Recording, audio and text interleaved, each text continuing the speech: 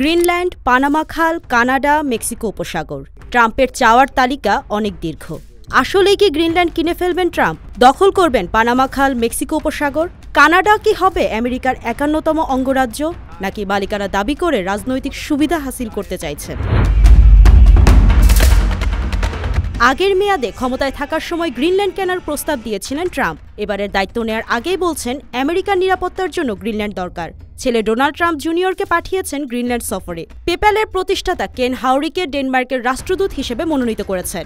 Truth সোশ্যালে Trump লিখেছেন, কেনের দায়িত্ব হবে গ্রিনল্যান্ডের ওপর আমেরিকার মালিকানা এবং নিয়ন্ত্রণ প্রতিষ্ঠা করা। We need them for economic security. The Panama Canal was built for our military. I'm not going to commit to that now. It might be that you'll have to do something. Look, the Panama Canal is vital to our country. It's being operated by China. And we gave the Panama Canal to Panama. We didn't give it to China.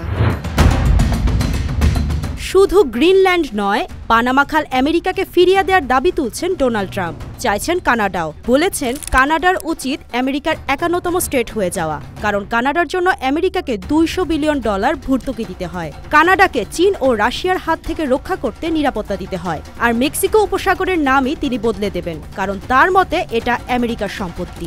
Changing the name of the Gulf of Mexico to the Gulf of America, which has a beautiful ring that covers a lot of territory. The Gulf of America, what a beautiful name. আসলেই কি Greenland কিনে নেবেন Trump, কিংবা দখল করবেন Panama খাল বা Mexico উপসাগর? বিশ্লেষকেরা বলছেন এটা ডোনাল্ড ট্রাম্পের একটা কৌশল। ব্রুকলিন ইনস্টিটিউটের ফরেন পলিসি এক্সপার্ট ড্যান হ্যামিল্টনের মতে এটা ট্রাম্পের শত্রুদের উদ্দেশ্যে একটি বার্তা। তা হলো, এগুলো আমার এলাকা, এই এলাকায় তোমরা খেলতে এসো না। You look outside, you have China ships all over the place. You have Russian ships all over the place. We're not letting that happen. We're not letting it happen.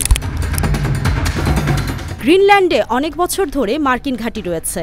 এ নিয়ে ডেনমার্কের সাথে আমেরিকার টানাপোড়েনও আছে। সেখানে চীন বা রাশিয়া যেন হস্তক্ষেপ না করে, সেজন্য আগাম বার্তা দিয়ে রাখলেন ট্রাম্প।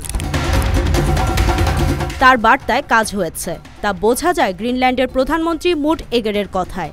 ডেনমার্ক যেখানে সরাসরি ট্রাম্পকে বলে দিয়েছে গ্রিনল্যান্ড বিক্রির জন্য নয়, সেখানে গ্রিনল্যান্ডের প্রধানমন্ত্রী বলছেন তিনি ট্রাম্পের সাথে আরও ঘনিষ্ঠভাবে কাজ করতে চান। খনিজ সম্পদ আহরণ ও নিরাপত্তা ইস্যুতে যৌথভাবে কাজ করতে আগ্রহী তিনি।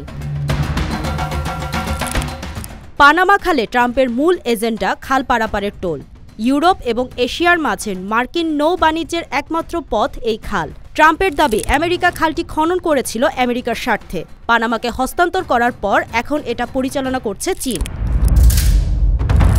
ট্রাম্পের দাবির সাথে একেবারে একমত নন পানামার রাষ্ট্রপতি হোসে রাউল মুলিনো। তিনি স্পষ্টভাবে বলেছেন কোনো চীনা প্রতিষ্ঠান পানামা খাল পরিচালনা করছে না। তবে বিবিসি জানিয়েছে হংকং ভিত্তিক সিকে হাচিসন কোম্পানি খালের প্রবেশপথে দুটি বন্দর পরিচালনা করে। চীনা কোম্পানিগুলো যাতে এখানে আরও বিস্তার না ঘটাতে পারে, সেজন্য আগেভাগেই নিজের মতামত জানান দিয়ে রাখলেন ট্রাম্প।